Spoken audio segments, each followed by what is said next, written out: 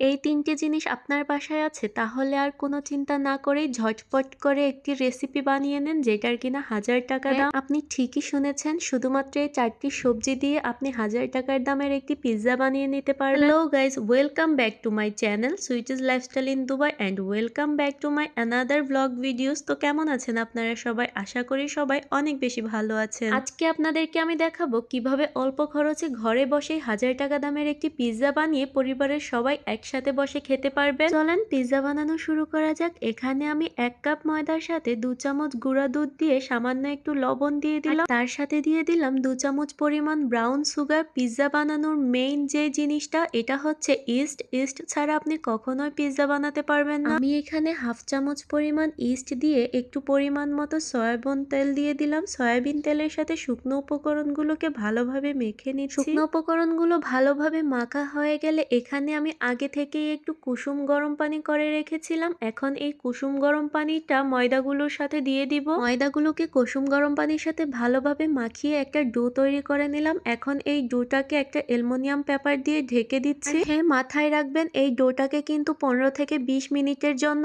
এইভাবে ঢেকে রেখে দিতে হবে। ডোটাকে রেডি করে এবার আমি পিৎজার জন্য সবজিগুলোকে সুন্দরভাবে কেটে নিব। প্রথমেই দেখিয়েছি এখানে আমি 3টা কালারের ক্যাপসিকাম নিয়েছি, একটা গ্রিন ক্যাপসিকাম, একটা রেড আর একটা yellow colour capsicum. Colouring capsicum গুলো পিৎজাতে ইউজ করলে পিৎজাটা দেখতে অনেক বেশি সুন্দর হয়। ক্যাপসিকামের সাথে আমি এখানে একটা বড় গ্রিন চিলি নিয়ে নিয়েছি, সাথে একটা পেঁয়াজ গোল গোল রিং করে কেটে নিয়েছি। রিং করে কাটার কারণ হচ্ছে পিৎজাটার সৌন্দর্য বাড়ানোর জন্য। যারা স্পাইসি লাভার তারা পিৎজাটার উপরে একটা কাঁচামরিচ কেটে দিতে পারেন। সবজি কাটাকাটি করতে করতে এসে দেখি ডোটা অনেক সুন্দরভাবে ফুলে গেছে, আর এই ডোটা ফুলার একমাত্র কারণ হচ্ছে ইস্ট। আপনারা যদি এই ইস্ট ব্যবহার না করেন তাহলে ডোটাও সুন্দরভাবে ফুলবে না আর পিৎজাটাও হবে না। এখন আমি পিৎজার ডোটাকে আরো একবার মেখে নিচ্ছি, আর মেখে নেওয়ার কারণ হচ্ছে ডোটা ফুলে যে ভিতরে ছোট ছোট বলের মতো বাষ্প তৈরি হয়েছে, বাষ্পটাকে বাহিরে বের করা। এই যে দেখেন ডোটাকে আরো ভালোভাবে মেখে নেওয়ার কারণে কিন্তু ডোটা ঠিক আগের মতোই ছোট হয়ে গেছে। এখন আমি এই ডোটাকে একটা রুটির শেপের মতো করে নিব, তাই এখানে আমি রুটি বানানোর রুটি মেকার নিয়ে নিলাম। ওটা যেন রুটি মেকারে লেগে না যায় তাই আমি একটু ময়দা এটাতে ছিটিয়ে নিয়ে ডোটাকে ভালোভাবে মেখে নিচ্ছি।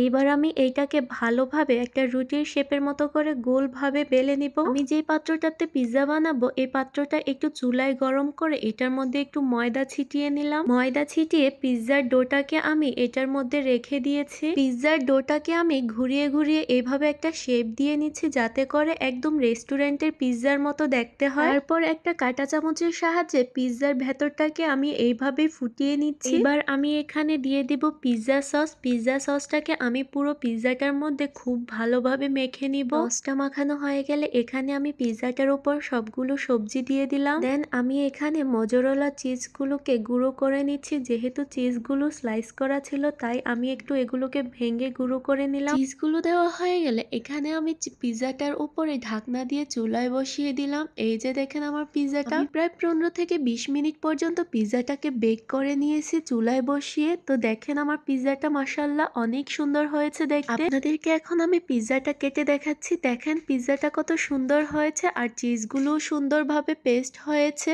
আপনারাও চেষ্টা করবেন এখানে মজরেলা চিজটা ইউজ করার জন্য। আমিও মজরেলা চিজটাই ইউজ করেছি। পিৎজাটা বানাতে সব মিলিয়ে আমার প্রায় 3 থেকে 400 টাকা খরচ হয়েছে, কিন্তু রেস্টুরেন্টে গেলে অবশ্যই এটা ৳1000 দাম পড়তো। আজকে এতটুক পর্যন্ত। ভিডিওটি ভালো লাগলে অবশ্যই লাইক কমেন্ট শেয়ার করবেন এবং আমার চ্যানেলটিকে সাবস্ক্রাইব করে দিবেন।